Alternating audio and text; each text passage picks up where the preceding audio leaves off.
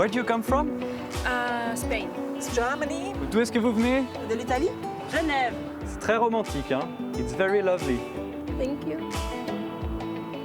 Bonjour et ravi de vous retrouver pour commencer ces nouvelles échappées belges. Je voulais vous faire un cadeau. Cette vue magnifique qu'on vient voir du monde entier sur le village de Gordes.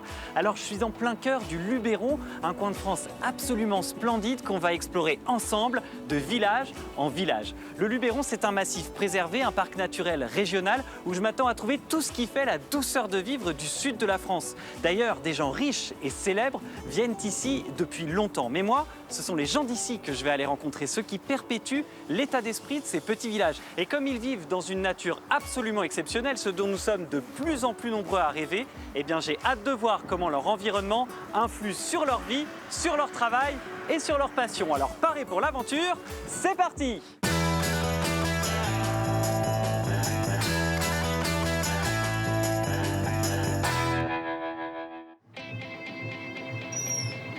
Bonjour.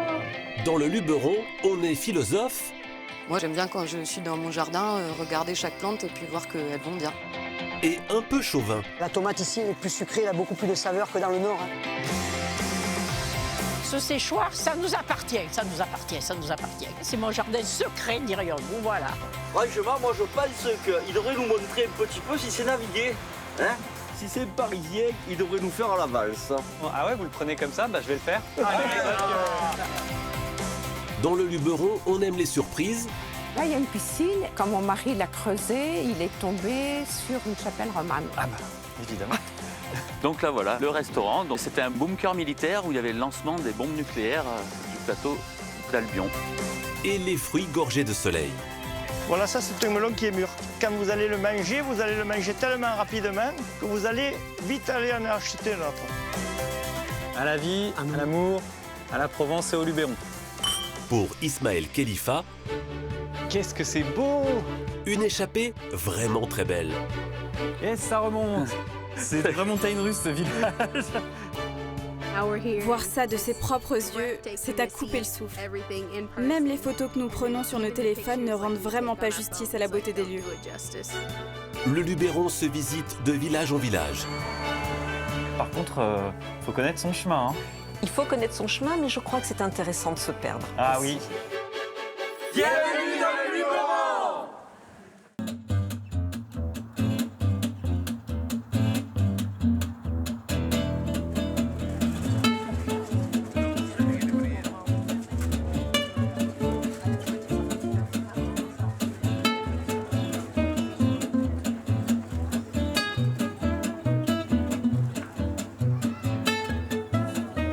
André? Ismaël. André! Salut! Enchanté! Écoute, bienvenue au village. Ça va? Tu vois, ça va très bien. Le soleil est au rendez-vous, comme d'habitude. Avec les arômes de la Provence, les épices, la musique d'ambiance. Et oui, il y a une odeur formidable ici, là. Ce sont les olives. Les olives, la tapenade, la lavande, les fruits, le melon qu'il y a derrière, l'ail de Provence. On va découvrir notre marché en fonction des senteurs et des arômes. Mais dis-moi, André, j'ai lu que Gordes, c'était le village superstar du Luberon. Qu'est-ce qui le rend si attractif pour les gens? Déjà, la mise en valeur de la pierre par ces édifices, le château, nos poivrons qui vont faire la superbe ratatouille provençale, les épices pour couronner le tout. Et je crois que si j'étais chauvin, je te dirais, c'est le cœur de la France. Ah, On va essayer- rien que ça. On va essayer d'être modeste. On dirait que c'est le cœur du Luberon ou le cœur de la Provence. Et toi, André, tu es né ici? Mais je te dirais, je suis une plante locale. Le plante local, avec l'accent. Je suis né au milieu d'un verger d'oliviers, pratiquement. Je suis producteur d'olives et producteur d'huile. On est dans la typicité des produits provençaux. On peut élaborer des tapenades, toutes les préparations. Mais je t'invite à aller les découvrir, là, parce qu'on a nos amis là, qui sont des spécialistes de la préparation des olives. Ah, on attaque direct par la tapenade, alors. Direct. Génial. J'adore ça. Tu vas bien? Bonjour Ismaël, enchanté. Salut Philippe. Bon, nous on se sert. Hein. Bienvenue. André me dit on fait comme chez nous, c'est un ami. On est là pour ça. Hein. La tapenade d'olive noire. Bah, je vais goûter ça. Bon appétit. Et merci. En tapenade, des olives, des capres et un petit peu d'anchois, mais pas beaucoup. C'est extraordinaire. Bon, faut qu'on s'en aille parce que sinon moi je vais plus manger. Hein. J'en ouvre une peau. Hein. Salut Philippe. À bientôt, ciao. Hein. Salut Dédé, ciao. Et garde ton sourire. Hein. Ouais, faut le garder bien sûr.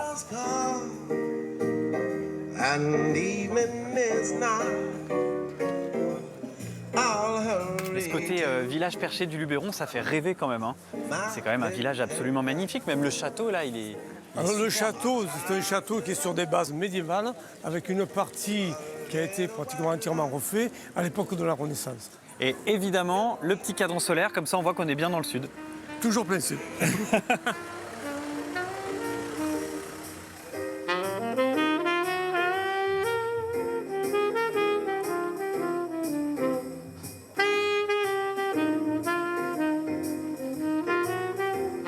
Ça, c'est la vraie truffe du Luberon. On déguste un pur produit gordien, produit du Luberon. À la tienne. Ah, c'est divin.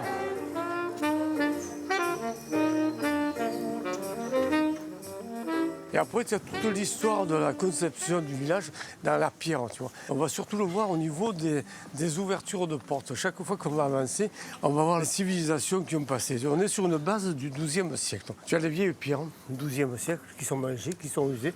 Et au fur et à mesure qu'on avance, ici, on se trouve sur des chapiteaux. Alors, donc, c'est le style Renaissance. Cette base médiévale, elle est certaine, elle est garantie, mais on va au fil du temps changer de structure. Attends, mais tu dis 12e siècle, ça veut dire que Gordes, ça a près de 1000 ans. C'est après 2000 ans. Il est superbe, ton village, André, hein. C'est une sacrée entrée en matière pour moi dans les villages du Luberon. C'est-à-dire après, il faut s'en approcher, il faut descendre au cœur. Il faut le voir, il faut le découvrir pas par pas. Et les artisans qui ont su mettre en valeur ce paysage. Bah là, ils l'ont bien mis en valeur, la ce difficulté, paysage, hein. la difficulté de construire, d'accrocher sur quelques pierres vides dessous des monuments uniques en Provence.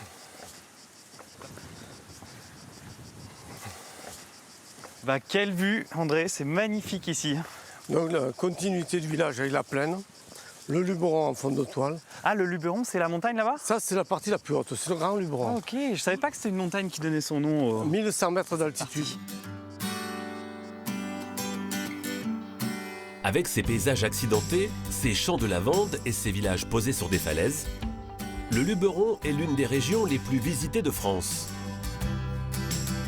Malgré cette affluence, un mystère demeure. Faut-il dire Luberon ou Luberon? Luberon. Il n'y a pas d'accent sur le... Luberon. Parce que Luberon, ça sonne mieux quand même. Moi, j'ai toujours dit Luberon, donc moi, quand j'entends Luberon, ouais, ça me perturbe un peu. Ça fait 20 ans que j'habite là, mais j'y arrive pas. Pour moi, ça restera Luberon. Je suis parisienne. Pour mettre tout le monde d'accord, sachez qu'en langue provençale, on dit bien Luberon. Mais en français, pas de doute, il faut dire Luberon. Attachés à leur patrimoine, les habitants vous reprendront peut-être, mais ils auront surtout à cœur de vous faire découvrir leur village si particulier. Un village du Luberon, c'est un village qui se fond dans le paysage en fait, avec ces pierres calcaires qui sont extraites de ce Luberon. Un village du Luberon, on le reconnaît à ses marchés provençaux. On voit les gens qui se prononcent à vive voix. Ça, c'est typique du marché provençal. Un village du Luberon est un village perché.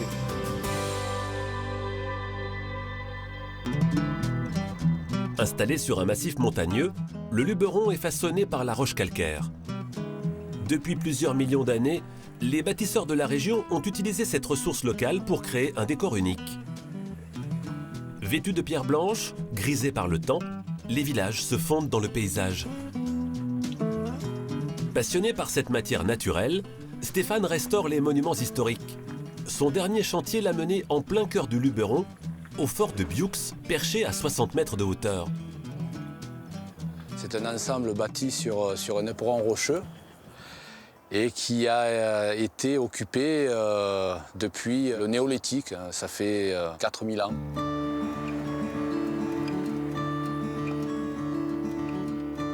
Avec son équipe, Stéphane rénove une partie des remparts du fort. Grâce à des techniques ancestrales, il restaure peu à peu l'âme de cette citadelle.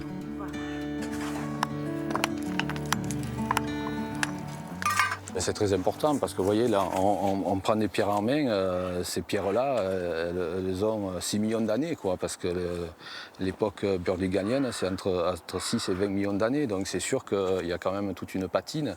Et nous, donc, on les remet en place et on rebâtit donc, ce rempart avec ces mêmes pierres. Il faut qu'on ait quand même une certaine osmose avec ce matériau noble.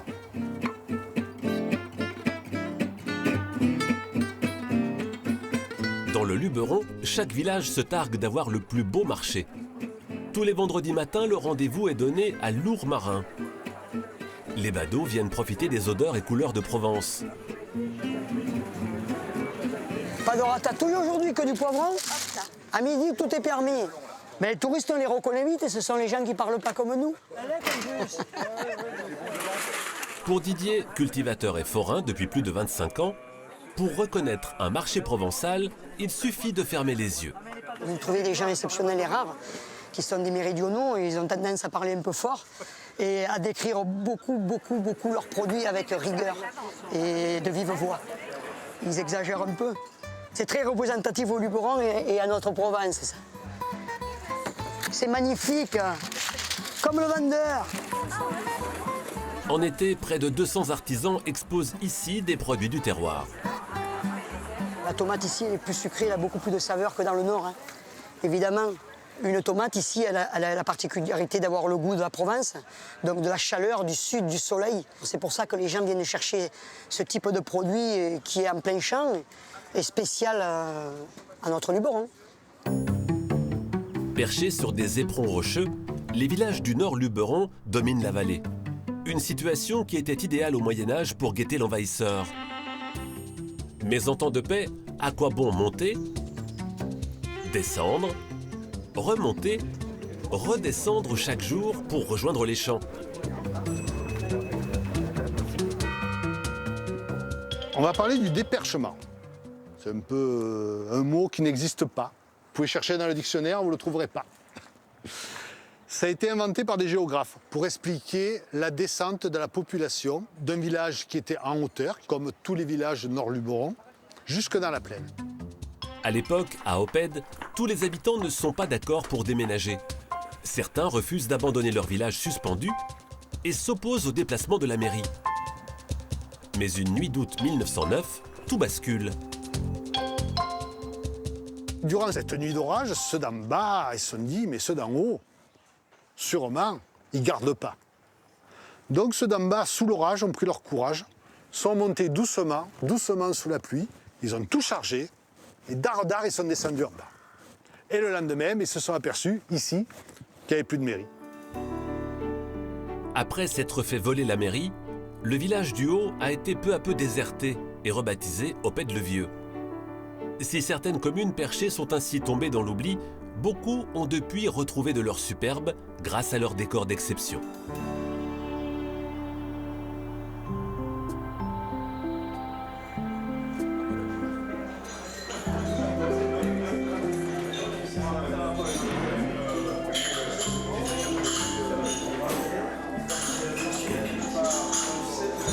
Il est très sympa ce café, dis donc. C'est une association d'amis, c'est une institution de républicains qui s'étaient regroupés en opposition à une autre couleur politique qui, par la suite, se sont retrouvés sous une association loi 1901. C'est le nerf de vie du village de Gand. On est pas mal là, encore. Il faut profiter de la vie, ça fait partie de la vie aussi. Ah.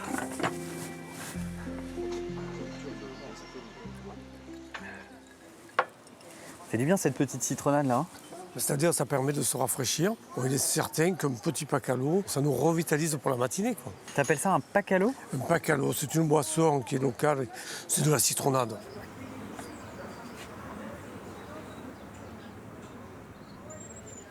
Et quelle vue ce cercle républicain hein? C'est une des plus belles vues de Gordes, non? Je crois que c'est l'endroit incontournable. Bon, il y a 50 ou 60 ans en arrière, Gordes n'était qu'une ruine. Il y a des gens qui sont venus de l'extérieur avec des artisans professionnels de la pierre qui ont pu permettre aux gens qui arrivaient de l'extérieur de remettre le village en état avec une valeur patrimoniale sans détériorer la vue ni l'aspect du village. Mais il y a beaucoup de piscines dans le village? C'est-à-dire, je pense qu'il doit y avoir entre 900 et 1000 piscines. Pour combien d'habitants alors? Aux environs de 2000. Quoi. Ah quand même. Ah oui. Mais 900 piscines pour 2000 habitants, André, est-ce que l'arrivée de ces gens fortunés venant de l'extérieur, qui ont construit des grandes demeures ici, Ça n'a pas fait perdre un peu de son identité dans le Luberon? C'est-à-dire ça a permis de remettre une activité, on va dire, d'artisan maçon. Une piscine, il faut la faire, il faut l'entretenir. Bon, ça permet d'entretenir ce patrimoine. On y va? Je serais bien resté là toute la journée, moi. Bon, allez.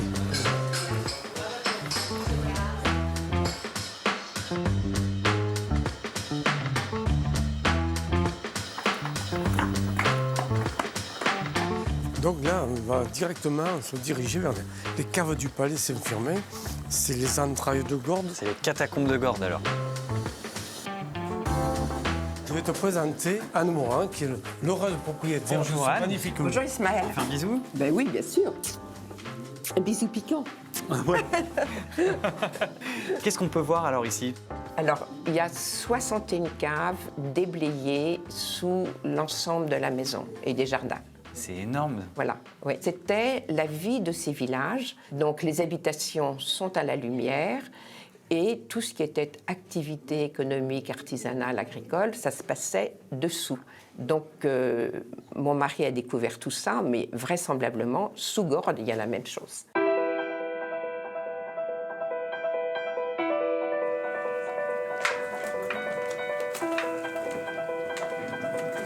Nous sommes dans la grande cave du moulin.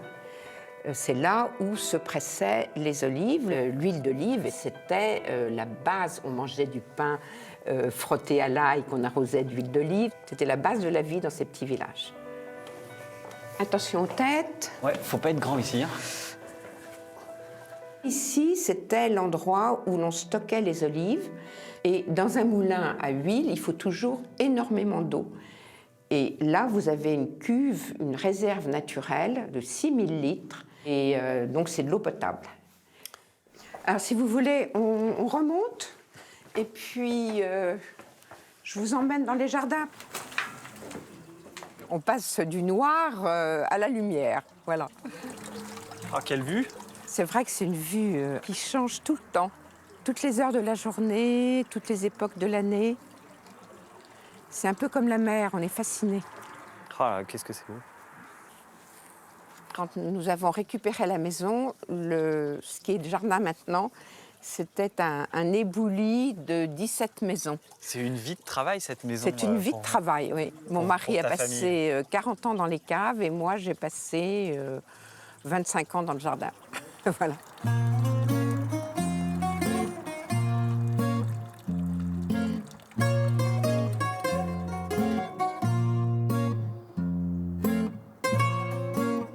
Là, il y a une piscine et quand mon mari l'a creusée, il est tombé sur une chapelle romane. Et la piscine est suspendue au-dessus.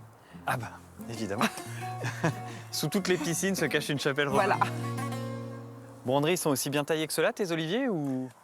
Alors, il est où, toi, ton moulin? Alors, le moulin, direction le sud, entre les deux cyprès. On va les voir? Allez, on va les voir. Merci beaucoup, en tout cas. À bientôt. À bientôt. On fait 3, comme voilà. dans le Luberon. Voilà.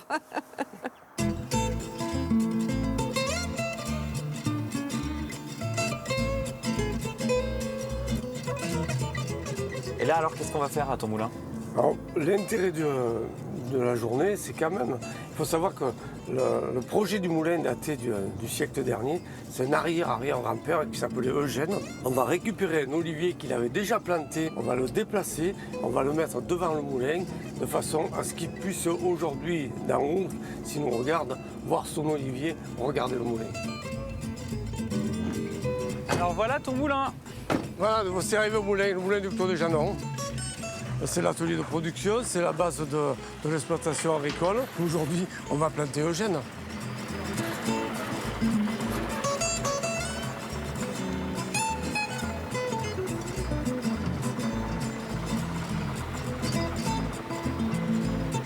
Il y a l'arrière-grand-père qui nous regarde, c'est lui qui nous commande. Eh oui, t'as intérêt à faire ça bien. On perpétue une culture, un paysage, un savoir-faire. Et on perpétue la Provence et ses saveurs. Et puis l'histoire de ta famille aussi. Bienvenue Eugène alors.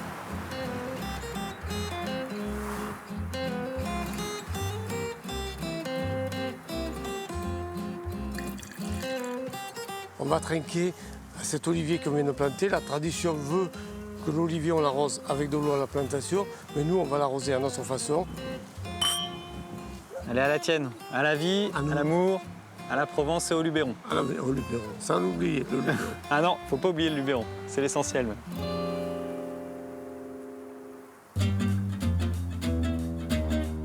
Pays de pierre et de soleil, le Luberon exhibe une terre étonnamment verte. Dans le sud de la région, de nombreux canaux serpentent entre les villages. Alimentés par la Durance, ils ont permis, au fil des siècles, d'approvisionner cette terre aride. Dans la vallée, un ingénieux système d'irrigation permet à l'eau de s'écouler au pied des cultures. Bon, maintenant que les préparatifs sont faits, je vais enfin mettre l'eau pour irriguer la parcelle, avec modération au départ, de façon à ne pas en envoyer trop. Voilà, ça commence à couler, ça fait du bruit. Utilisée pendant les mois les plus chauds, l'irrigation gravitaire demande à Michel un travail méticuleux pour guider l'eau de la Durance à travers les choux.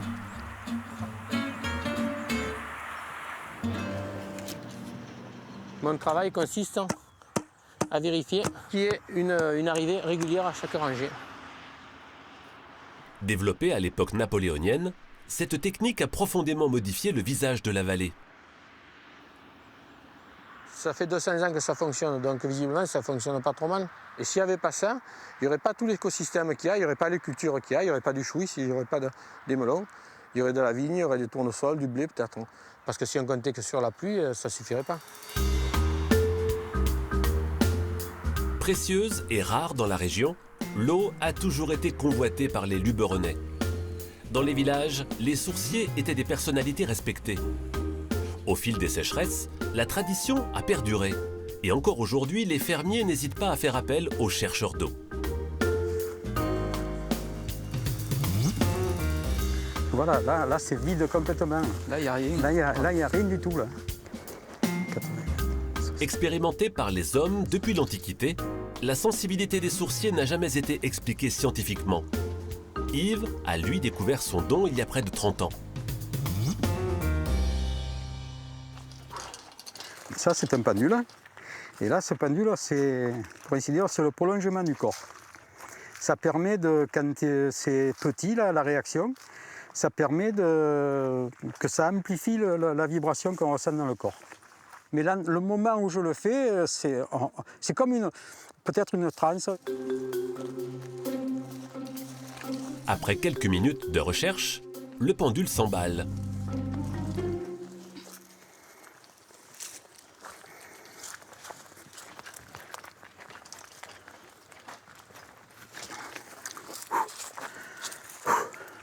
Voilà, là, tiens, on entend. Si on trouve des sources en étant sec comme c'est, c'est quand même pas mal. C'est particulièrement excitant parce que sur le coup, quand on est novice comme moi, on est sceptique. On se dit, ça m'étonnerait quand on voit l'été qu'on a eu, d'autant plus, on se dit, il n'y aura sûrement pas d'eau, c'est pas possible. Et quand on voit d'un coup ce pendule se mettre à tourner comme ça fait plaisir. Pour en avoir le cœur net, Alain devra tout de même creuser un puits. Ouais. Alors maintenant, je vais te faire voir. Je vais voir si tu réagis un petit peu à ça. Avec des baguettes de laiton, plus accessibles pour les novices, Alain va jouer les apprentis sourciers. Il y en a, voilà, là. Alors là, tu vas te mettre comme ça, en recherche, là, tu vois. Ouais. Mentalement. D'accord. Mentalement. Et tu te dis, est-ce qu'il y a une source comme ça ici? Mes baguettes réagiront s'il y a une source. D'accord.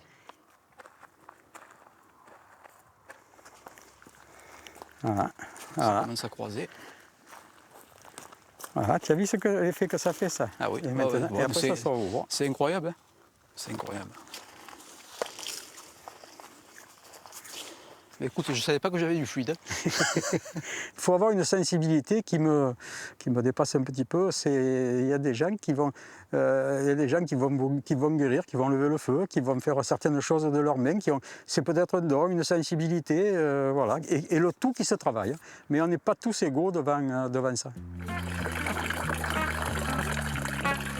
Descendue des massifs alpins, l'eau qui coule dans le Luberon est célébrée partout. Parfois discrètes, souvent majestueuses, les fontaines ornent les places des villages. Jamais très loin, les lavoirs. Délaissés avec l'arrivée de la machine à laver, ils ont désormais une fonction décorative. Mais dans ce village de Lourmarin, leur abandon n'a pas empêché les villageois de se réunir.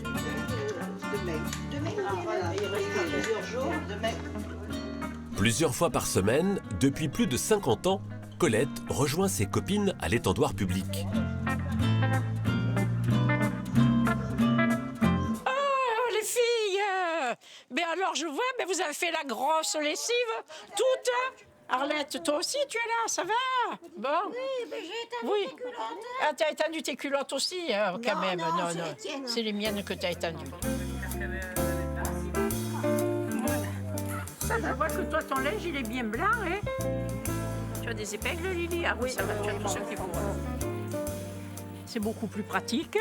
En fait, on a le linge que j'étends là à 11h ou à midi. Dans 2 heures, avec le bon soleil qu'on a, il est sec. Il a une odeur de frais qu'on n'a pas besoin de mettre d'assouplissant, de ci, de ça. Non. Et puis quand il y a un coup de Mistral, allez, zoup, dans 1 heure, tout est sec. S'il permet aux petites culottes et soquettes de se balancer au gré du vent, l'étendoir public a bien d'autres vertus. Vous n'avez pas étendu d'aplomb. Ah, ben c'est pas bien ça. Oui, il est de travers celui-là. C'est aussi une façon de rencontrer des amis, de discuter un petit moment. C'est un moment convivial pour tout le monde. Voilà. Et on ne lâcherait pas ça pour tout l'or du monde. Ce séchoir, ça nous appartient, ça nous appartient, ça nous appartient. Voilà. C'est mon jardin secret, dirions-nous. Voilà. En été, face au château de Lourmarin, le temps dure longtemps.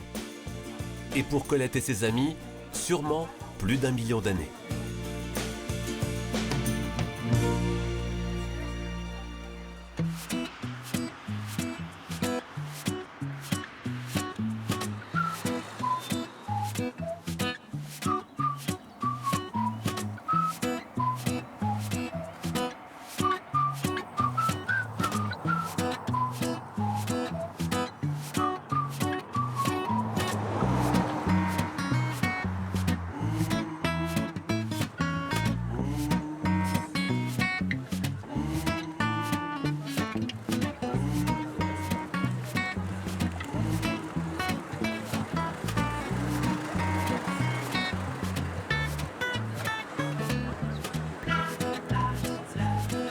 Bonjour Ismaël. Salut Christine. Ça va? Oui. Bienvenue à Roussillon. Eh ben, merci de m'accueillir. Écoute, tu es exactement à l'endroit où ici on prend en général les photos de Roussillon. Ouais, j'ai l'impression qu'il y a beaucoup de touristes qui viennent par là. Bah, moi le premier, hein, mais... Oui, puis c'est agréable. Quel décor, hein, pour commencer la visite de Roussillon. On arrive, on voit ces grandes pierres là, ces grands rochers couleur ocre. Ces roches, elles sont spécifiques à Roussillon, à cette partie en tout cas du Luberon? En fait, c'est quelque chose qui a apparu il y a à peu près 110 millions d'années. Ah oui. Donc, lorsque la mer s'est retirée, ça a laissé place donc aux sédiments, plus des grès qui étaient verts. Et avec l'oxydation de l'air, ça a donné cette couleur. On le trouve vraiment ici, sur Roussillon, et également dans le Colorado, donc qui est à Rustrel, à une dizaine de kilomètres.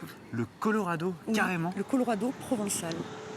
Toi, tu as passé toute ta vie ici? J'ai toujours vécu ici, dans mon enfance, et également tous mes ancêtres. D'accord, donc tu es vraiment la fille du coin alors? Exactement. Alors toutes les maisons sont ocre à Roussillon, c'est ça? Mais c'est le propre du village. Chacun a sa façade et sa couleur typique. Et chacun aime y mettre sa touche personnelle. C'est des enduits à l'ocre. Et ici, c'était la rue principale du village. Qu'est-ce que c'est beau!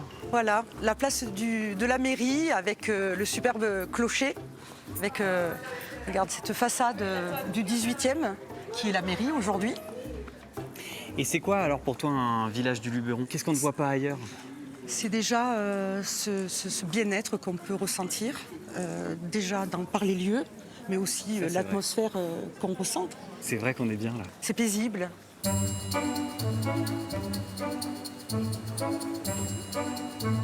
Regarde Ismaël, cette vigne a 171 ans. il est toujours très vivace. Ah oui, ça veut dire que ton grand-père, ton arrière-grand-père la voyait aussi. Exactement.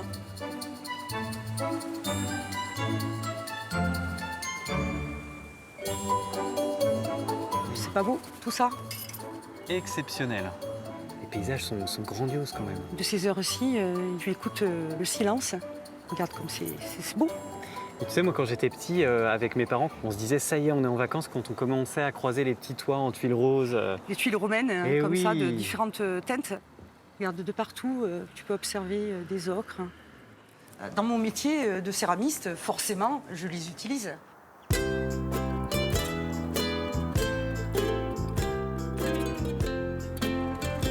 Si. Ah, je passe devant? Oui. Allez. Alors ça, c'est l'ocre qu'on a vu sur les falaises. Exactement. Donc si tu veux, moi, ce que je peux te montrer, c'est vraiment la base. Si j'ai l'argile blanche et que je veux la colorer, tu peux prendre du pigment. Ouais, je vais m'asseoir avec toi. Mais oui. Allez. Tu trempes un petit peu la terre dans l'oxyde. Voilà, c'est tout. Voilà. Là, et là, tu vas malaxer, tout simplement. Ça teinte directement la terre. Et donc ça, c'est le geste de départ oui. de ton art, d'introduire la faïence d'Apt. Oui, c'est ça. Et du coup, tu vois, en malaxant bien comme il faut, on arrive à avoir une teinte. Je peux en remettre un peu? Si tu veux. Allez. C'est vrai que c'est très malléable. Hein. C'est agréable au toucher. Très anti-stress. Ouais. Tu dois être très zen à la fin de la journée. C'est souvent le cas, c'est vrai. Mais après, une fois qu'on a notre matière première, il faut encore réaliser une pièce. Bah oui. Donc c'est autant de temps, quasi. Et ensuite, séchage avec douceur, en fonction du temps. Voilà. Et selon les décors, effectivement, tu peux te rendre compte que c'est très très long à faire. Donc le temps, on ne le compte pas toujours, quoi. C'est reconnu dans le monde entier. Maintenant, je t'invite, si tu veux, à aller marcher un petit peu dans les ocres et te rendre compte de l'étendue, de la beauté du lieu et du site fabuleux.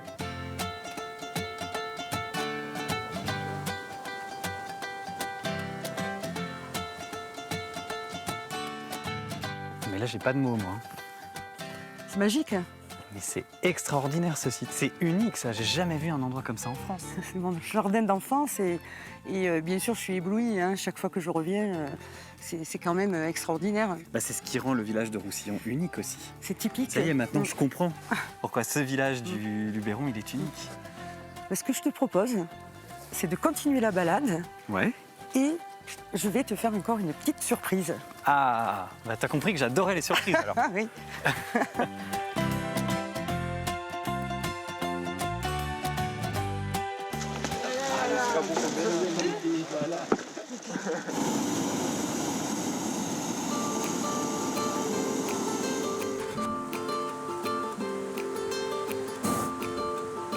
Et t'as vu l'ombre sur les ocres, là?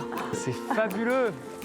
Il n'y a rien de tel que de prendre de la hauteur pour se rendre compte de la grandeur, de l'immensité, avec le Luberon. C'est impressionnant et j'en suis toute émue. Avec toutes ces émotions qui nous traversent. Et de te les faire partager, c'est extraordinaire.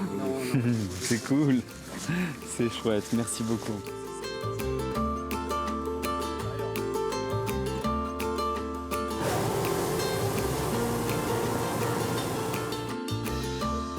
À un moment donné, je suis partie d'ici.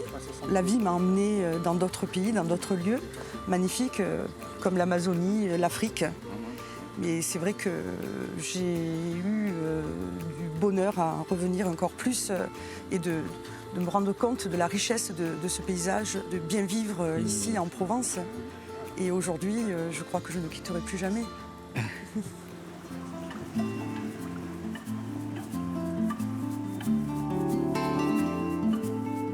À 15 km d'Apt, Lacoste s'offre aux yeux des visiteurs comme un village typique, une carte postale du Luberon. C'est à l'oreille qu'il détonne. Bonjour. C'est très beau le Luberon. J'adore la pâtisserie. Le village vit aujourd'hui au rythme d'étudiants américains. La SCAD Le Savannah College of Art and Design, l'une des meilleures écoles d'art aux États-Unis, a fait du village son campus en Provence. En tout, la fac occupe une quarantaine de bâtisses, certaines datant du Moyen-Âge.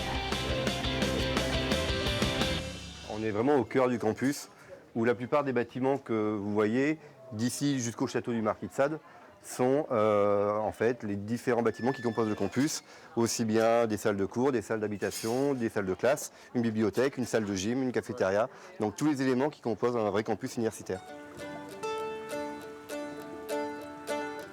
Surplombé par le château du Marquis de Sade, lieu de pèlerinage des grands surréalistes, racheté en partie par le couturier Pierre Cardin, Lacoste cultivait déjà un caractère très artistique. Et depuis 20 ans, une centaine d'étudiants traversent l'Atlantique tous les 3 mois pour une immersion en Provence. Le cycle de Lacoste coûte 6 000 €, mais il bénéficie d'infrastructures modernes et d'un confort rarement atteint dans les écoles françaises, même s'il n'est pas toujours facile de s'adapter aux maisons médiévales. Devon vient de Baltimore, une grande ville de la côte Est. Elle vit dans cette maison de village avec 3 camarades de classe. Voilà, c'est notre maison. C'est notre cuisine. C'est tout petit, mais ça va. La salle de bain est là, petite aussi. Et là, c'est ma chambre. Pas évident pour celle qui mesure 1,80 m. Elle est vraiment toute petite. Tu vois, c'est le seul endroit où je peux tenir debout. Juste là. Mais c'est confortable. À tout à l'heure, Annika.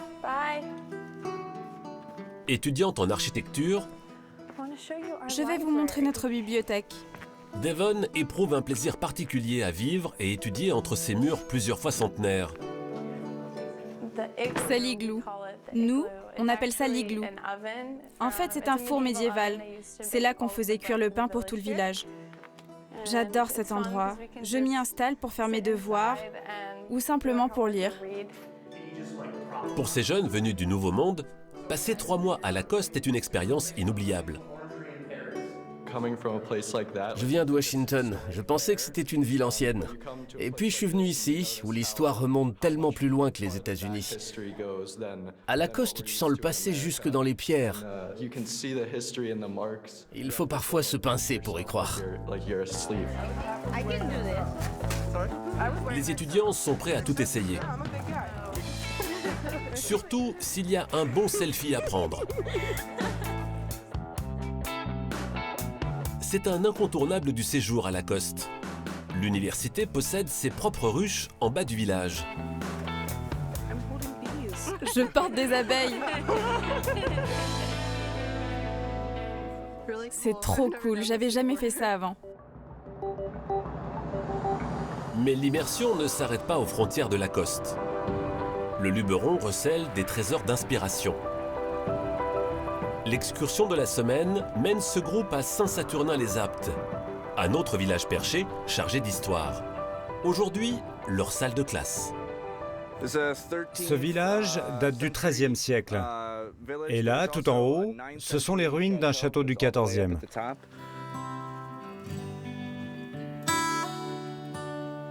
Les ruines d'un château médiéval, le soleil de Provence et un panorama époustouflant. C'est dans ces moments que le campus américain en Provence prend tout son sens.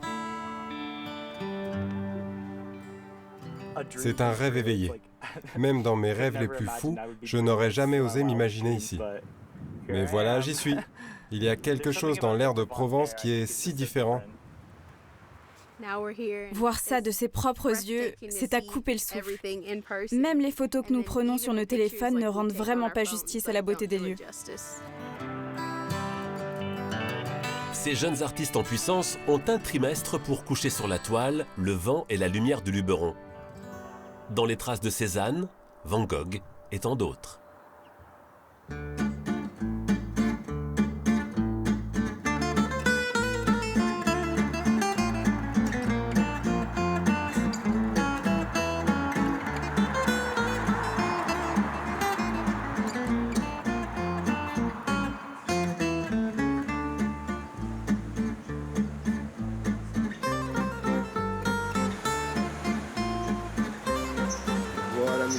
Ah, merci beaucoup.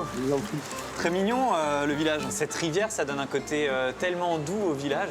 Oui, c'est une rivière qui attire particulièrement les pêcheurs. Ils pêchent notamment la truite. C'est le poisson qu'on retrouve très souvent d'ailleurs dans les assiettes de nos restaurants dans le village. Voilà. Bon, bah merci pour le petit café. Je vous en prie.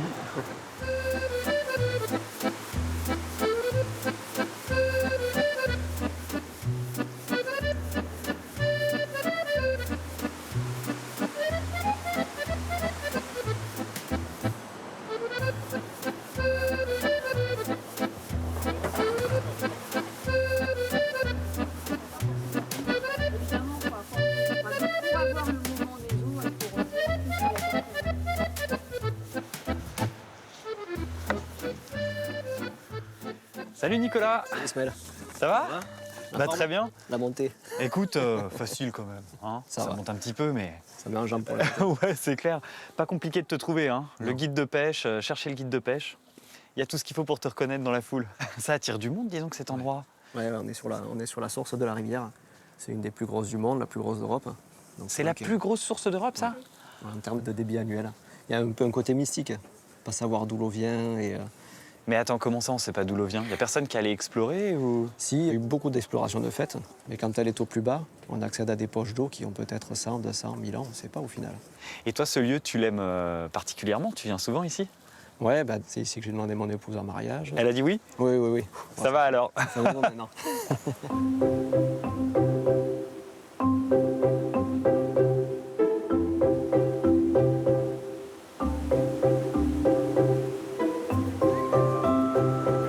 Tu sais combien il y a de visiteurs qui viennent chaque année ici? On tourne à peu près autour des 1 200 000. Ah oui, d'accord. On va s'arrêter 2 petites minutes, voir si on voit une truite au travers des herbiers. On va mettre des lunettes polarisantes, ça va t'enlever la réverbération du soleil. Et tu vas pouvoir voir à travers. C'est vrai, on a une bien meilleure vision. Exactement, et puis de préférence avec des verres jaunes un peu clairs, ça va t'éclaircir encore plus l'eau et là tu vois comme s'il n'y avait pas de surface. On dirait les Blues Brothers à la pêche. Everybody needs somebody. Everybody needs somebody to love. Someone to love. Someone to love. Na, na, na, na. On va éviter de faire souffrir les poissons. Ouais, c'est clair, on va les faire fuir. Voilà, on est au top. Ah, mais quel bonheur d'être là, avec le bruit du courant. Ouais. C'est un léger petit clapotis, c'est vraiment apaisant.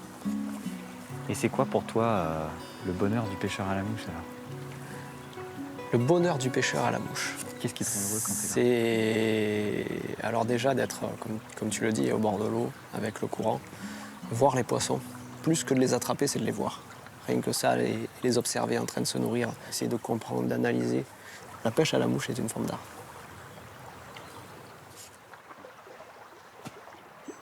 On y va? On y va, le lancer pour démarrer. Et après, on remontera un petit peu la rivière. Donc, comme tu peux le voir, on a une petite mouche très légère qu'il va falloir propulser. C'est la mouche, c'est l'appât. Une fabrication à base de poils et de plumes d'animal. Donc, ce que tu vas faire pour démarrer, tu vas faire juste 2-3 coups. 1, 2, 3, paf, et tu vas poser. Il faut juste que tu sois un peu plus sec derrière. En fait, c'est... Tu vois, ah oui, derrière, sec. Tac, attends un peu plus. Ah, c'était pas mal ça. Ça, c'est bien.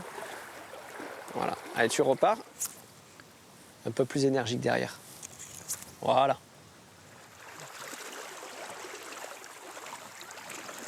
On va se décaler sur la droite. J'y connais rien, mais ça fait très coin à poisson. Il me semble en voir un. J'en vois même 2.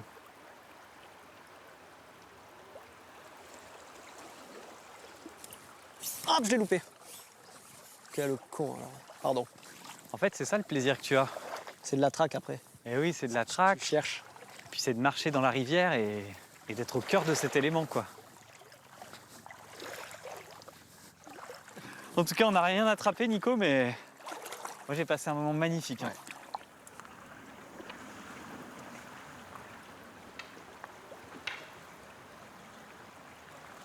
Bon, François. Bonjour. Ça va les gars? On se régale. Ça va bien? La forme? Bonjour. Bonjour Ismaël. François. Salut François. Salut messieurs. Ça va? Très bien. On profiter du beau temps pour faire une petite barule sur les bateaux. Allez, ben on peut monter avec vous. Ah ben c'est possible, ouais. Oh, c'est vrai que ça bouge, dis donc. Après, Stern, il faut s'asseoir bien au milieu, vas-y. Voilà, on va pouvoir y aller. Hop. Eh ben, dis donc, quelle journée entre la pêche à la mouche et ça. C'est riche, hein?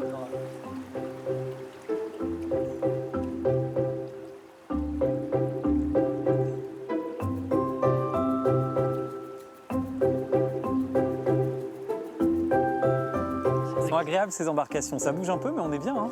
L'appellation c'est le Neguching qui est arrivé dans les années 40-50. Neguching c'est noix-chien, donc c'est l'étymologie, ça veut dire que même un chien pouvait s'y noyer. Elles sont bien adaptées à la rivière, elles ont été conçues pour ça, améliorées au fil des siècles. Quand tu es détendu, regarde, le bateau il suit le mouvement et c'est un plaisir là, de percher. Et ça faisait vivre 20 à 30 familles sur l'île sur Sorgue, de la pêche, donc les truites, les ombres, les écrevisses, les anguilles, tout se mangeait à l'époque.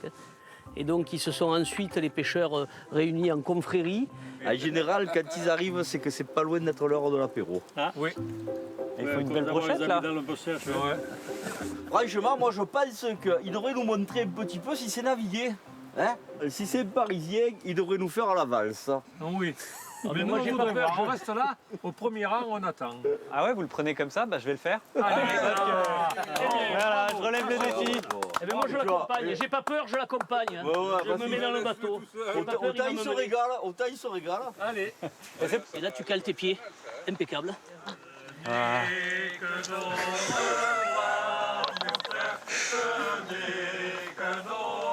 Guide un peu en tirant comme ça, voilà.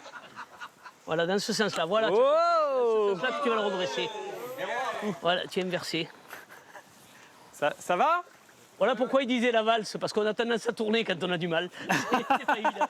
Voilà. Il a fallu 10 minutes pour comprendre, non, même pas. Hein. Mais regardez bien.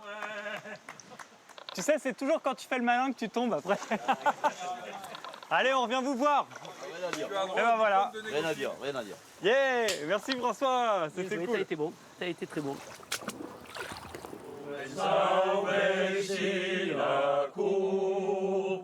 Che nu vendi catala, adirembe che dentro perare, vostra finché sia stonse, e l'endavanti for.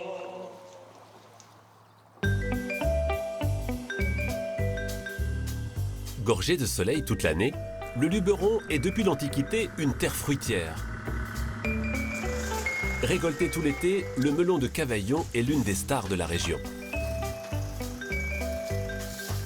Daniel en cultive depuis plus de 40 ans. Avec un bâton, je fais bouger les feuilles et je regarde la couleur des melons. Et tout d'un coup, j'en vois un qui est un peu plus crème.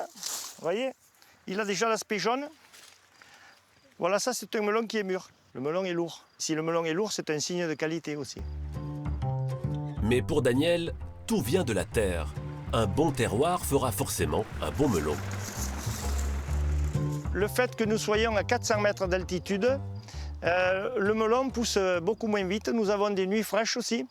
Et le melon a le temps de se gorger de sucre, de mûrir lentement. En plaine, ça ne se produit pas ce phénomène. Et ça fait des melons très savoureux.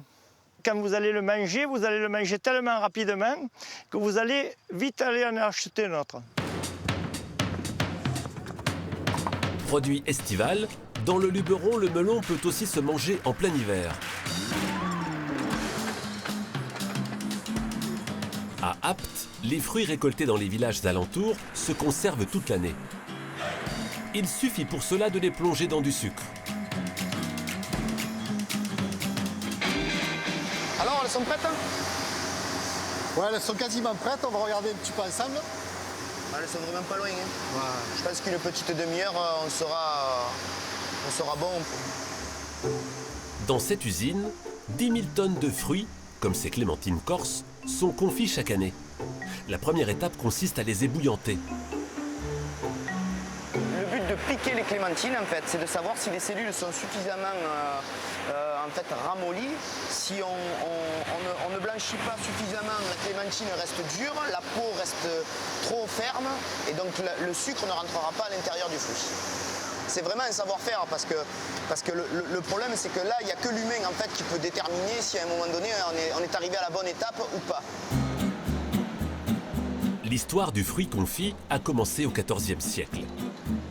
Voulant manger des fruits toute l'année, les papes d'Avignon demandèrent aux artisans de la région de trouver un procédé de conservation.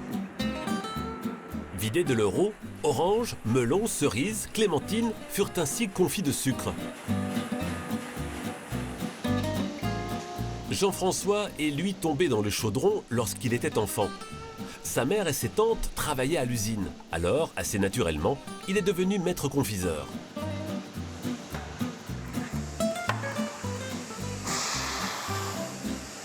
Là, je viens de faire une bulle. Donc la bulle, c'est ce qui permet de connaître la cuisson du sirop afin de pouvoir enchaîner l'étape suivante, c'est-à-dire l'étape du glaçage où on trempe nos fruits à l'intérieur afin de pouvoir obtenir une pellicule de sucre dur autour du fruit confit. Voilà. Grâce à ce savoir-faire ancestral, Apt s'est imposé depuis des générations comme la capitale du fruit confit. Et ses gourmandises s'exportent dans le monde entier. Sur les hauteurs du village de Seignon, un paysan très curieux a créé un laboratoire à ciel ouvert. Parmi les multiples richesses qu'offre la terre luberonnaise, Jean-Luc a décidé de ne pas choisir. Avec sa fille Violette, il cultive des variétés en voie de disparition sans aucune chimie.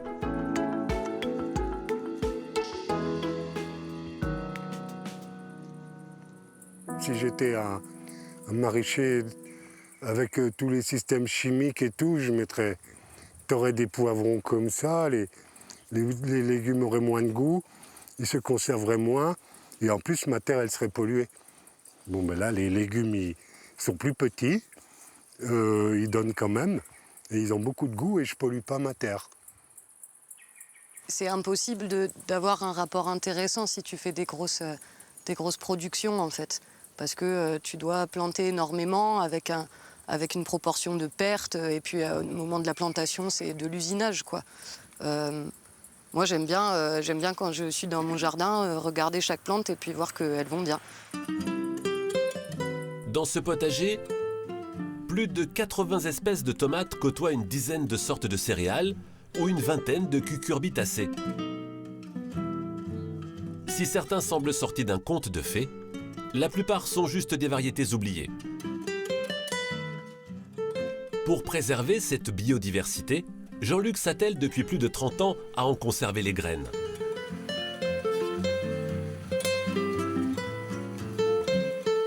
Oui, je suis un peu un collectionneur de graines de variétés potagères, florales, aromatiques, même sauvages. Je suis comme plein d'autres gens sur la planète. On sauve des graines.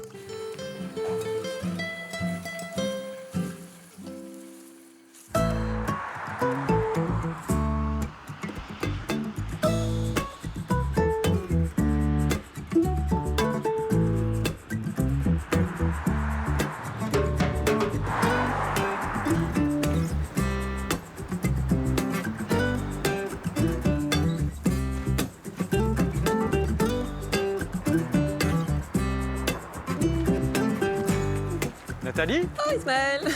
Salut! Bonjour! Enchanté! Ravie! Je te fais la bise. C'est 3 ici, hein? C'est ça? C'est ça.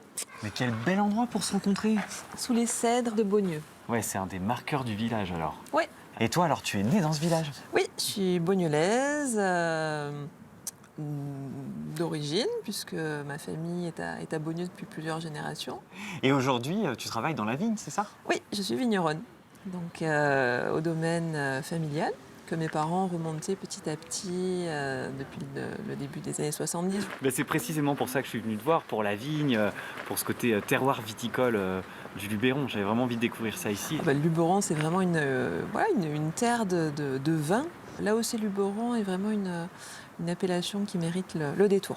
Tiens, et en parlant de petites merveilles, le village qui est là-bas derrière, c'est toujours Beaunieu ou c'est un autre village? Parce que c'est extraordinaire là-bas. C'est Lacoste. Lacoste. C'est Lacoste avec le D'accord. château du Marquis de Sade que tu vois tout en haut du village. Ok. Maintenant, le château est la propriété de Pierre Cardin qui organise un joli festival chaque année. On est parti. On y va? Allez.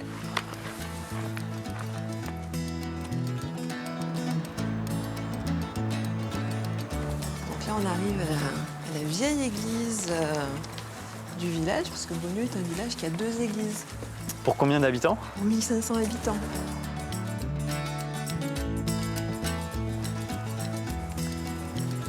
Il est magnifique ce pont. C'est le pont Julien, qui est un pont romain qui a plus de 2000 ans, qui est construit juste à côté de la Via Domitia. Donc Via Domitia passait juste derrière, et donc c'est la voie romaine qui reliait l'Italie à l'Espagne.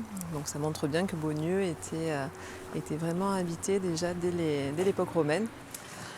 On va peut-être aller faire un tour au domaine maintenant, à la Canorgue. Ah bah oui, hein? Avec plaisir.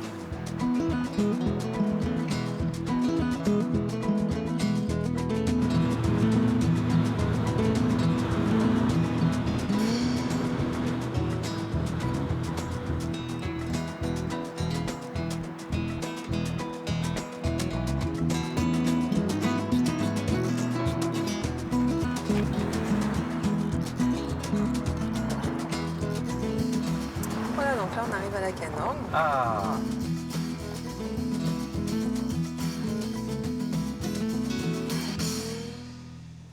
Il est absolument extraordinaire cet endroit. C'est vrai qu'on a un lieu qui est magique, avec toute cette eau qui coule en abondance tout autour du domaine. Ismaël, tu sais d'ailleurs que le mot Canorgue, donc le nom du domaine, vient de canalisation. Donc c'est un ancien mot qui était lié à l'eau. Donc la maison est construite sur une villa romaine. C'est vrai que les Romains généralement construisaient proche de l'eau. Donc là, tous les bassins que tu vois et les fontaines, ce sont des vestiges que l'on doit aux Romains. Voilà, Canorgue vient des canalisations. On va aller voir mon papa, on est en train de préparer les vendanges, donc il est dans les vignes. Il s'appelle comment ton papa? Jean-Pierre. Bonjour Jean-Pierre. Bonjour. Ismaël. Ça va? Oui. Bon alors? Bah écoute, j'étais en train de faire une petite dégustation des baies de raisin pour voir un peu si la maturité était bonne ou pas. C'est la partie sympa du boulot, ça, non? Oui, ça fait partie quelque chose d'intéressant. Ouais. En fait, on goûte les raisins. Mais moi, je suis aussi très intuitif. Et je goûte les baies de raisin comme ça.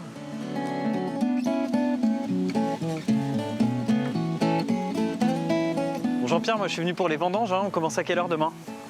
Alors exceptionnellement, on commencera un peu plus tard. On va commencer à 5h du matin. Ça, c'est bon? Ah ouais, 5h du matin. Et ça, c'est tard pour toi? Oui, oui. Non, on commencera à 8h. À 8h? Ouais. Ah bah ça va.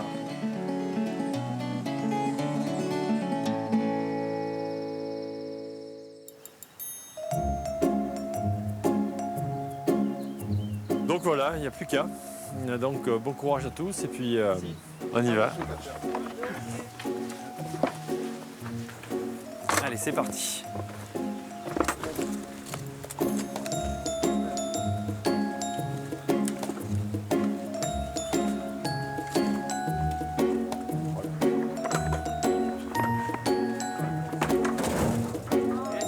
Et pour toi, Jean-Pierre, après 40 ans, t'as toujours plaisir à venir ramasser ton raisin?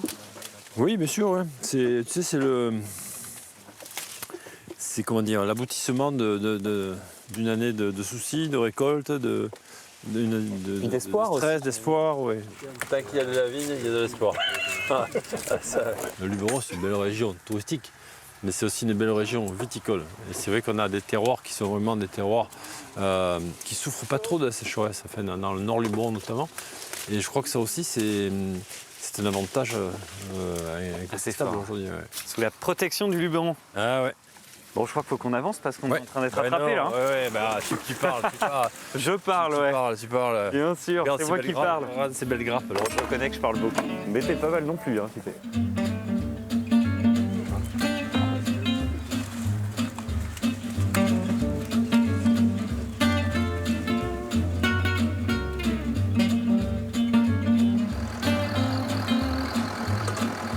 Et voilà tout le raisin qu'on a récolté. On a été bon, Jean-Pierre, hein. Récolter tout ce raisin à 2, ouais. C'est quand même pas mal. Hein.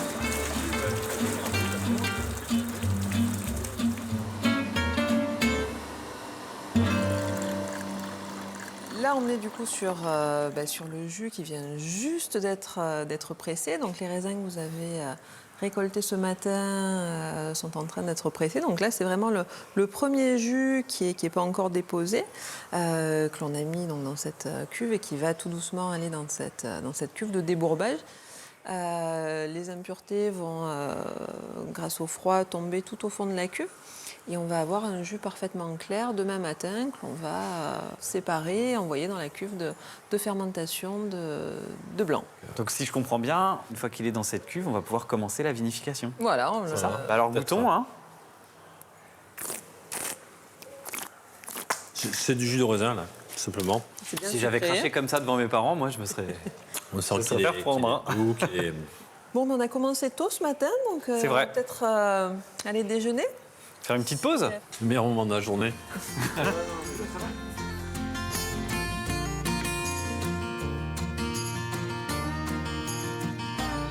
Bon, bah bon appétit à tous et merci de m'avoir fait découvrir le terroir de Beaunieu. Merci, bon appétit.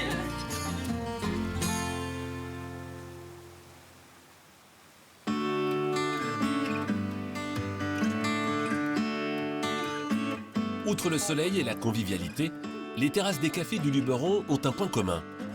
On y croise régulièrement quelques têtes familières.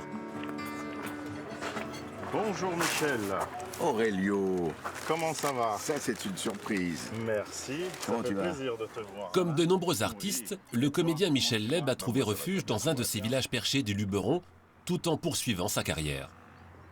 Dès que je fais une pause au théâtre, dès qu'on est en relâche, comme on dit, hop, je prends le train, c'est pas loin. C'est 2h40 de train, de TGV, et hop, on est là. C'est extraordinaire. C'est calme, mais c'est vivant, c'est excitant. Moi, je viens ici, je suis excité de voir les arbres, de voir les prairies, de voir les montagnes, de voir le Ventoux, d'aller faire une grimpette au Ventoux, d'aller voir tout ce qui se passe de là-haut. Voilà, c'est ma façon vraiment de me reposer, c'est-à-dire...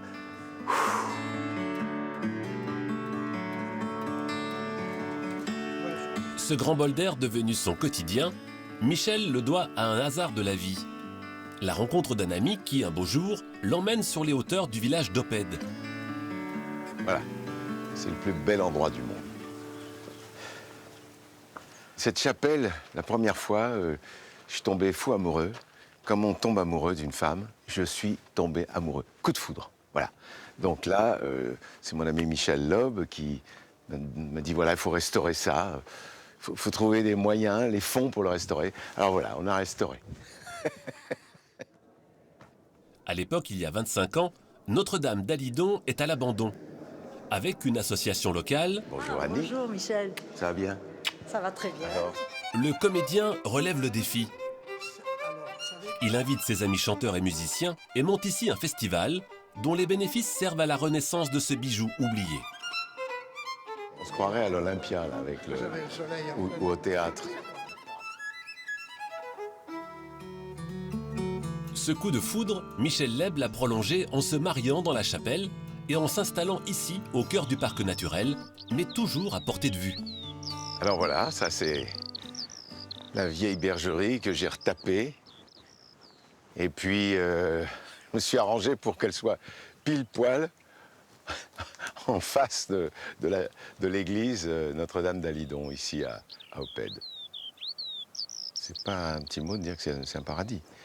Et c'est un moyen extraordinaire de se retrouver et chaque matin se dire en se levant, mon Dieu que c'est beau, merci.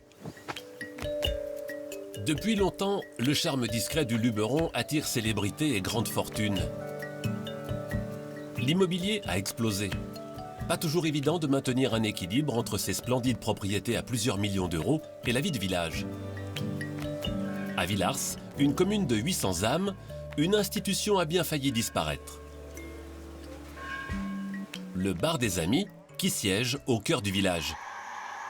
Il vient d'être repris. Chaque matin, Emeline et Jaco sont attendus de pied ferme. Il faut être à l'heure parce qu'ils attendent tous pour venir boire leur café, lire le journal, les dernières nouvelles. C'est important le café du matin. Des cas allongés ? On ne s'attendait pas à être à ce point-là aussi important dans la vie du village. On savait que ça avait un rôle, mais à ce point-là, pas autant. Dans les villages très touristiques du Luberon, nombre de commerces n'ouvrent qu'en saison. Pour maintenir une activité, la mairie, propriétaire des lieux, a transformé le bar en petit hôtel et proposé aux jeunes couples un loyer modéré. On se donne beaucoup de mal et on fait beaucoup d'efforts, mais on a énormément de chance de pouvoir d'avoir une affaire comme ça dans le coin, dans un village aussi joli et calme et mignon et typique de la Provence. C'est une chance. Café-restaurant, club de belote et dépôt de gaz 16 heures par jour, toute l'année. Le bar des amis rend 1000 services aux habitants de Villars. Il est même devenu indispensable. Non, ce n'était pas le radeau de la Méduse, ce bateau qu'on se le dise au fond des ports. Aussi souvent que possible, Emeline et Jaco organisent des événements.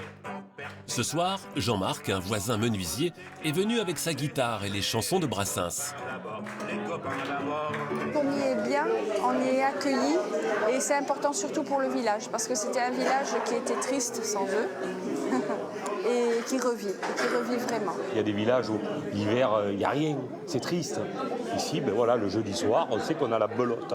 L'année dernière, même, il a fallu jouer en terrasse. Ici, c'était plein dehors en terrasse.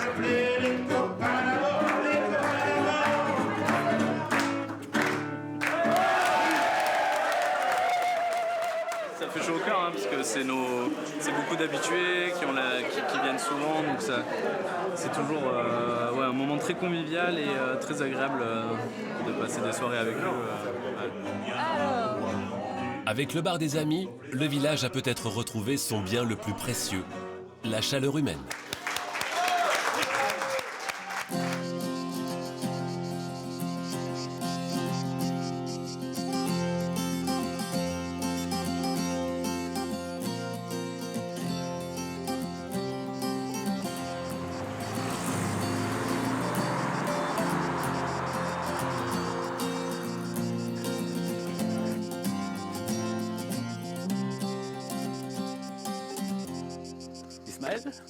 Hey, salut Lloyd. Bonjour, ça va Bien et toi? Oui, excuse-moi, j'étais dans mes pensées, là, en train d'écrire mon petit carnet. J'imagine, avec cette vue magnifique. Ah bah c'est plutôt inspirant, hein. C'est inspirant, ouais. C'est clair, regarde-moi ça comme c'est beau. C'est magnifique. Et toi, tu vis là toute l'année alors? Toute l'année, à quelques kilomètres, bien sûr, à la gare de Dapte. Et pourquoi tu m'as donné rendez-vous dans ce village de Alors, Banon? je t'ai donné rendez-vous parce que ce matin, on doit aller chercher une commande de fromage chez Michael, donc notre fromager chevrier qui nous fait notre plateau de fromage, parce qu'on en a besoin pour aller cuisiner un petit peu tout à l'heure. Et oui, parce que moi je suis venu là pour ça. Hein. Et comment il s'appelle ton resto? Le bistrot de la Garde. Ah bah, voilà, comme la gare de Dapte. Voilà, comme la gare de Dapte. Par contre, il fait chaud chez toi. Hein. Ouais. Tu es en nage? Il fait chaud. On a la chance d'avoir quand même presque 300 jours, t'imagines, de soleil et de grand ciel bleu. Tu m'énerves, je m'en vais.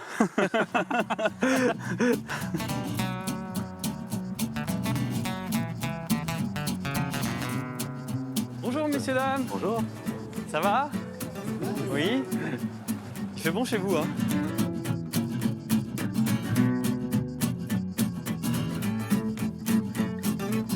Et ça remonte. Et ça remonte. C'est des montagnes russes, ce village. Donc là, on va passer devant la librairie Le Bleuet. Et en fait, c'est une des plus grosses librairies de France, dans un village de 1000 habitants à peu près. Donc c'est vrai que ça vit, la Provence. Et oui. Les petits villages vivent. Ces petits villages sont vivants. C'est vivant, c'est vivant. Et toute l'année. Donc on va aller chercher un fromage typique d'ici, et c'est le Banon. Ah, et le célèbre fromage a le Banon. même nom que le village. Voilà, le fromage a pris le nom du village. Petit clin d'œil gourmand. Et le fromage qu'on va chercher chez Michael, il est Banon d'or. Ah, Banon d'or, comme Lionel Messi. Voilà, c'est le Lionel Messi du Banon. Ouais, c'est bien ça. Oui.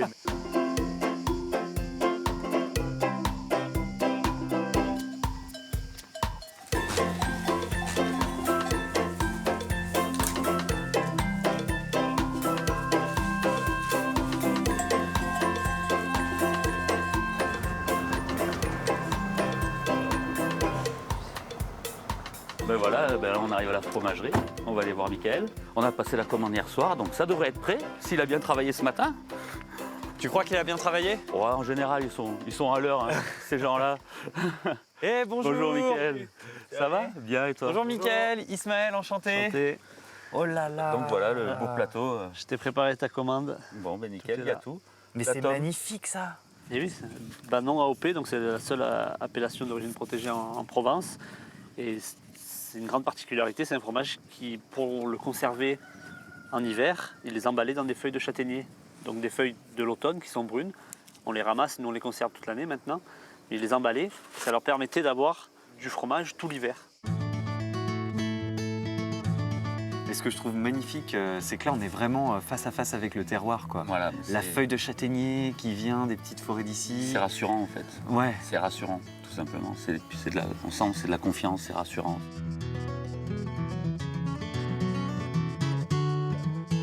Waouh. Là, ça triche pas. Là, c'est un choc, là. Effectivement, tu as d'abord la croûte qui est un peu. qui est tendre, mais qui est quand même. Qui amène un peu qui le a de la peps, matière. qui a de la matière, et puis l'intérieur qui est crémeux, qui vient radoucir en fait. Et ça met de la rondeur dans le palais en fait. On sent que dans la bouche, c'est rond en fait, quand on a mangé le morceau entier. C'est vrai que c'est rond. Bon, bah, j'ai hâte d'avoir tout ce terroir du Luberon dans la bouche. Et ben là, tout sera local. Génial. Allez, je les porte. Je fais Allez. le commis, moi. Merci, Mickaël. Merci, Mickaël. à vous. Je te serre le coude. À bientôt. Bonjour la famille.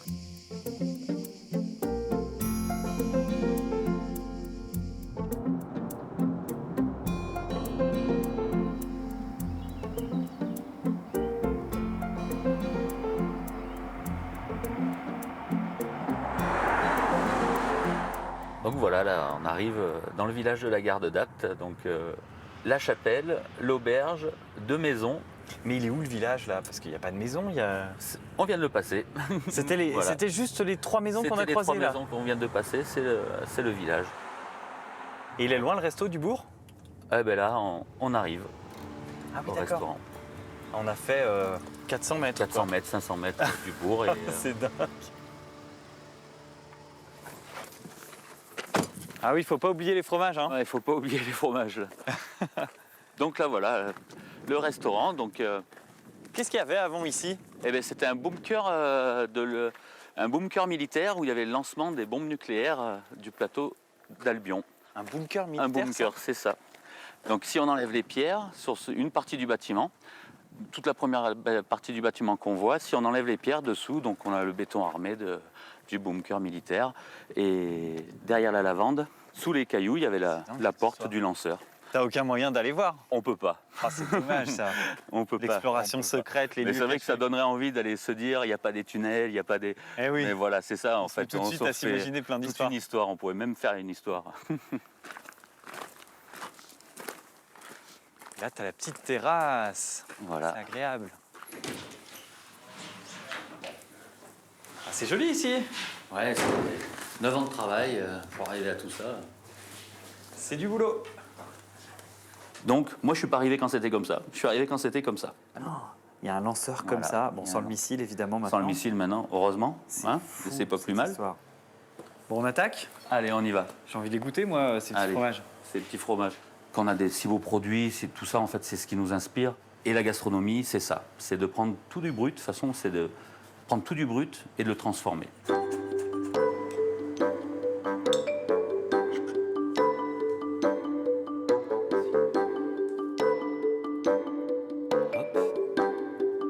Mais voilà. Hop, ça c'est une petite fougasse à l'ail. Que tu as fait toi-même? Qu'on fait nous-mêmes. Évidemment. Et on propose de le manger avec ça.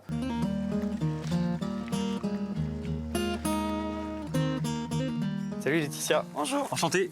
Enchanté. Bienvenue à la garde, même si ça fait un petit moment que tu es dans les parages. Bah, merci. Et alors, comment vous êtes retrouvés là, tous les deux? Ça, c'est un petit peu de ma faute. Je voulais revenir dans ma région. Ah, tu es d'ici, toi? Oui, je suis née à Cavaillon. J'ai grandi à Oppède et je voulais revenir dans ma région, dans le Vaucluse. Et on a cherché un établissement à reprendre et on est tombé un petit peu par hasard sur la gare de d'Apt. Et on est venu visiter, on est tombé amoureux du lieu. En tout cas, sur la table, là, on a tout le Luberon gourmand, hein, avec les bons fromages, le banon qui est passé au four. Passé au four, tout simplement, dans la feuille. Tu le trempes comme ça? Voilà. Bon, à la tienne. Santé. Et bien sûr, on va casser cette salade, quand même. Hein, faut bien qu'on la casse. Pour moi, tous ces plats, c'est un peu un condensé gourmand du Luberon. Des spécialités de tous les petits villages dans lesquels je suis allé depuis que je suis là. C'est une vraie expérience, en tout cas, ta cuisine. Merci beaucoup. C'est parfait.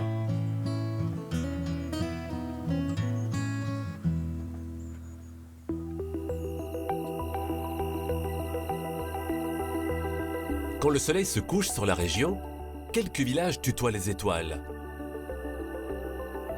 Loin des grandes villes et de leurs lumières parasites, le massif du Luberon offre l'un des ciels les plus purs d'Europe. Il s'est imposé comme un haut lieu de l'exploration céleste. En 1937, un village venu d'une autre galaxie est sorti de terre. En contrebas de Saint-Michel, d'immenses champignons blancs ont surgi de la forêt. L'Observatoire de Haute-Provence naissait. Apparemment, il y a tout le monde, donc on va pouvoir aller visiter la grande coupole. Ce miroir fait 1,93 m de diamètre. C'était le plus grand télescope d'Europe au moment de son implantation. C'est un télescope qui est déjà ancien, qui a quand même pas mal d'années derrière lui. Mais qu'est-ce qu'on en fait du télescope? Depuis plus de 80 ans, des astronomes du monde entier viennent ici percer les mystères de l'univers. En 1995, deux Suisses font une découverte fondamentale, l'existence des exoplanètes. Cette machine fait partie de l'histoire, puisque là, on sait que le système solaire, notre petite étoile, le Soleil, avec les petites planètes qui tournent autour, on n'est pas tout seul, quoi. Il y en a d'autres partout. Voilà, je vous remercie. Pour Olivier, observer notre univers est presque une expérience philosophique. On est emballé dans une vie quotidienne qui va très vite actuellement, hein, on le voit avec les tablettes, avec les ordinateurs, etc. Mais le fait de regarder le ciel, il faut se poser, il faut essayer de comprendre, il faut laisser s'envahir par la nuit, par la noirceur du ciel, ces petites étoiles qui brillent comme ça au-dessus de la tête. Moi, je trouve ça complètement extraordinaire.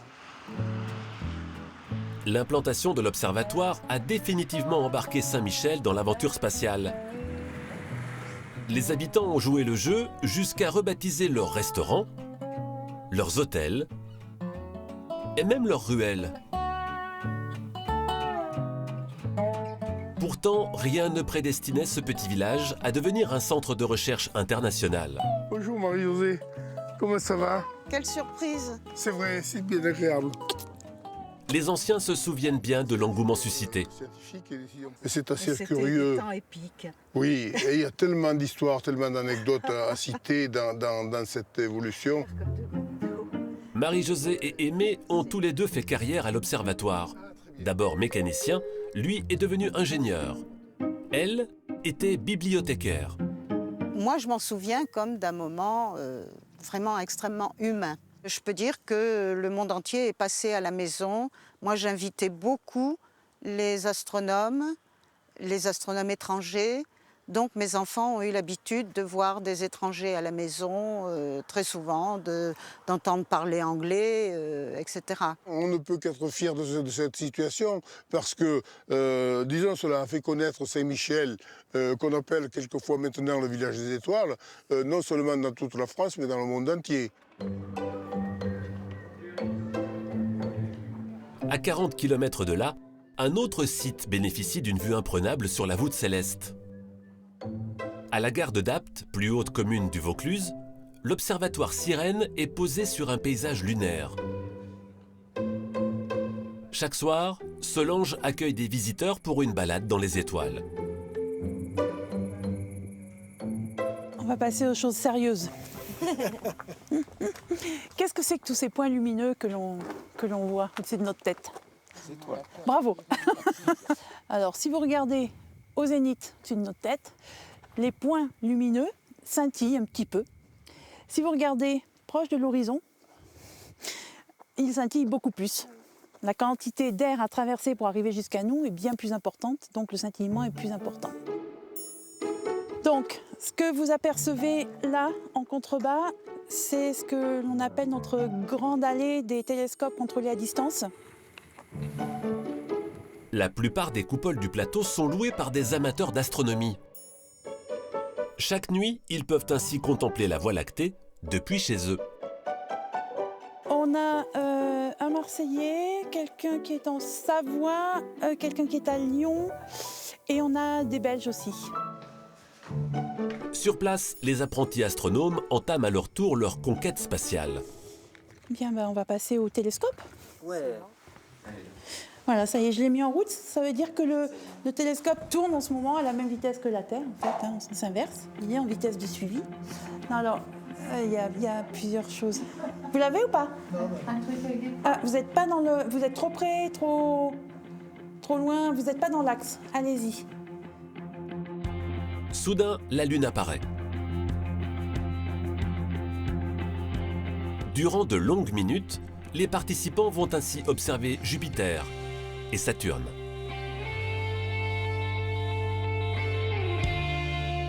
Ah, ça c'est fabuleux, mais c'est sûr que se promener sur la Lune, voir les anneaux de Saturne, voir Jupiter, c'est extraordinaire. Ouais.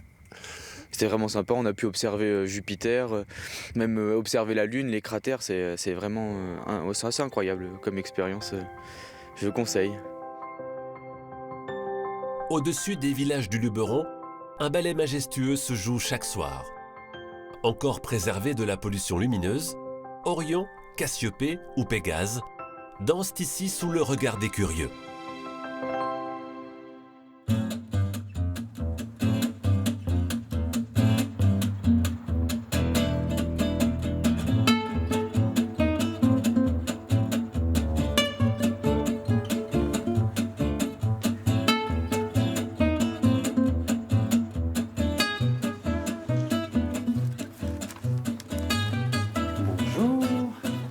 Bonjour Ismaël. Bonjour Lucille. Enchanté. Je descends de mon piédestal. Ravi de te rencontrer. Également. Bienvenue à Loris. C'est un village absolument superbe. Par contre, faut connaître son chemin. Hein. Il faut connaître son chemin, mais je crois que c'est intéressant de se perdre. Ah aussi. Oui, le petit labyrinthe pour de retrouver rue, là, l'essentiel. Et l'essentiel, c'est cet atelier alors. Alors j'ai la chance de travailler, de vivre à Loris et de travailler ici depuis 20 ans. Et Lucille, alors comment est-ce que tu travailles toi? Qu'est-ce qui fait ta singularité en tant qu'artiste?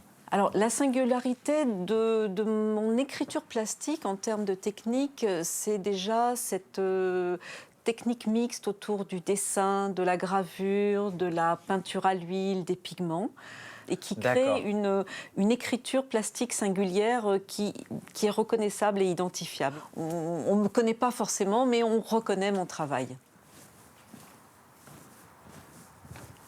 Et alors cette petite cour magnifique là, c'est quoi? C'est la cour du château? C'est la cour du château. On peut prétendre dire que je suis artiste châtelaine, du coup, à ce titre. Et cette cour nous conduit jusqu'aux terrasses du château qui offrent un point de vue absolument exceptionnel, une vue vraiment à couper le souffle.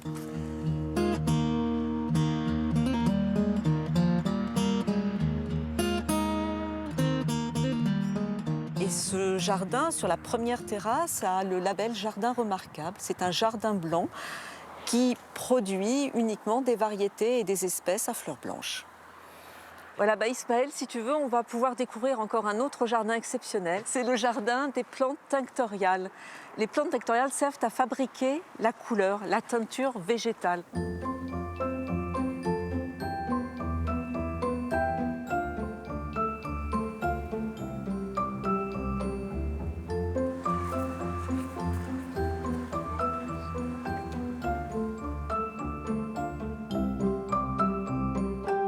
On arrive ici donc, à côté de Florent, qui est le jardinier depuis de nombreuses années, qui habite aussi Loris, du projet du Conservatoire des plantes tinctoriales Couleur Garance. Salut Florent. Bonjour. On te dérange? Non, ça va. Non? Qu'est-ce que tu es en train de faire là? Je suis en train d'enlever la garance des teinturiers. Et donc, on va récupérer ces petites racines. Donc là, je les enlève. Hop. Pour après donner aux teinturières qui vont extraire la couleur rouge à partir des racines. Et qu'est-ce qu'on fait avec ces teintures végétales alors? Donc on fait soit de la teinture sur fibre textile, donc pour obtenir des vêtements. Donc avec les racines de garance, on fait surtout un colorant rouge. Ah, tu crois vraiment que l'avenir appartient aux teintures végétales? Je pense, oui, puisqu'on est dans un monde où il y a de plus en plus de pollution atmosphérique, où l'industrie de la couleur est une industrie des plus polluantes. Donc un des buts de Couleurs Garance est de remettre en culture ce type de plantes à des fins pour pérenniser des couleurs naturelles, respectueuses de l'environnement et pouvant s'inscrire dans une démarche de développement durable. Ah tiens, regarde là aussi, là, il y a un petit insecte qu'on ne croirait pas. Où est-ce qu'il est? Eh, le voilà. C'était la deuxième renommée de l'oris. C'est une petite cochenille. Mais il est où l'insecte là? L'insecte, c'est la petite boule. Ah d'accord. Ouais.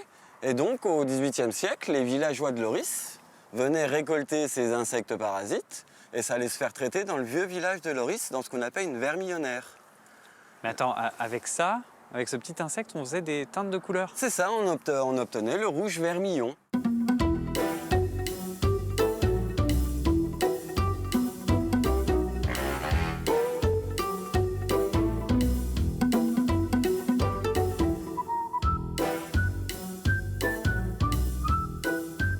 Qu'est-ce qu'il est beau ton village, Lucille? Il est magnifique, on arrive vraiment au mur d'enceinte, de rempart, avec le lavoir, l'église. Et où qu'on regarde, c'est joli. Partout, il faut regarder partout. Mais dis donc qu'elle est massive, cette église, hein?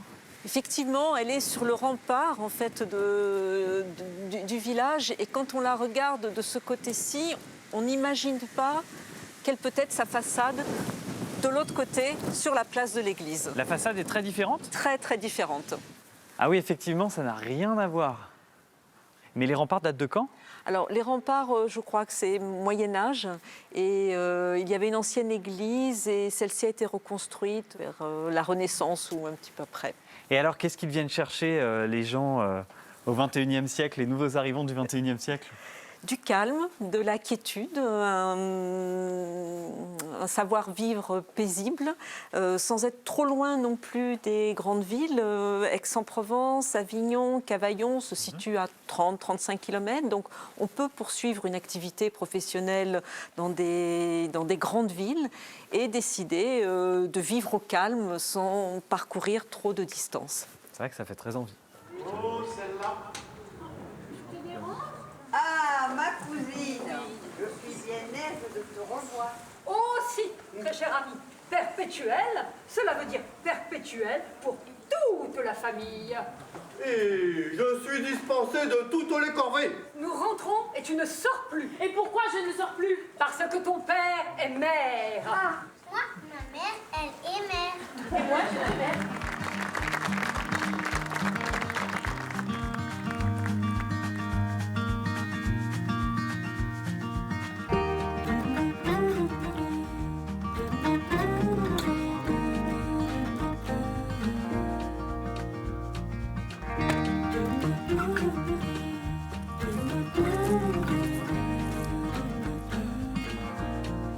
Cette lumière sur ces villages perchés, c'est quelque chose d'unique au Luberon et je pense que c'est une image que je n'oublierai jamais. C'est ici que se terminent mes échappées belles. Dans ces petits villages absolument fantastiques, j'ai rencontré des gens à la fois humbles et hauts en couleur. André, Nathalie, Christine ou Nicolas préservent l'âme et l'identité de ces petits villages. Ce sont des gens qui se satisfont de choses simples, le bruissement de la rivière, un rayon de soleil sur la vigne, une petite balade dans les oliviers ou un moment de convivialité sur la place du village. Et puis il faut dire que ça fait plaisir de rencontrer des gens comme ça, car ils ont trouvé leur place sur Terre, dans ces petits villages du Luberon, et je crois qu'au fond, c'est ce que nous recherchons tous. Si le Luberon vous manque, vous pouvez revivre mes échappées belles sur le replay. Quant à moi, je vous donne rendez-vous sur les réseaux sociaux, et très vite pour de nouvelles aventures, au bout du monde ou juste à côté de chez vous. À bientôt!